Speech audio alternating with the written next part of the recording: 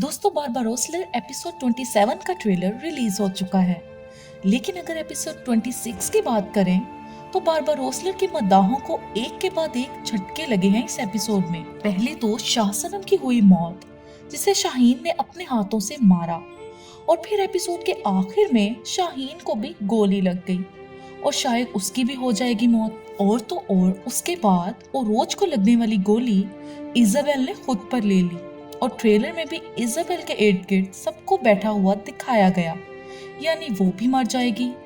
एक के बाद एक इतनी ज्यादा अमवात दिखाकर कहानी को और भी तेज कर दिया गया है, क्योंकि सीजन 1 की कुछ ही एक साथ बाकी रह गई हैं, और इसीलिए फिजर को ज्यादा दिखाया जा रहा है और उभारा जा रहा है।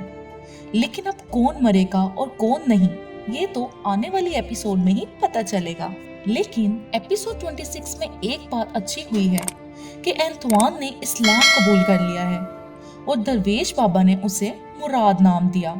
और दूसरी अच्छी बात थी कि मरियम भी बच गई और उसके चेहरे के घाव भी काफी हद तक ठीक हो चुके हैं। लेकिन अब बात करें ट्रेलर की तो जंग के मनाजिर तो जरूर देखने को मिले, लेकिन एक दर्दनाक मनाजिर वो था जिसमें मसीह पाशा ने चला दी इलियास पर गोली, और दिखाया तो यही गया कि ओरोज रईस इलियास के पास पहुंच तो गए लेकिन उन्हें बचा ना सके, और आखिर में दरवेश बाबा को कहते हुए दिखाया गया कि अब ये जिंदा नहीं रहा।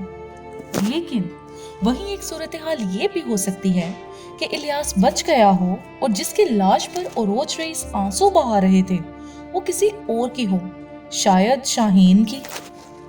दोस्तों यहाँ आप भी हमें बताएंगे आपको किसकी मौत पर सबसे ज्यादा दुख हुआ, शाह सनम, इजाबेल, शाहीन या फिर इलियास।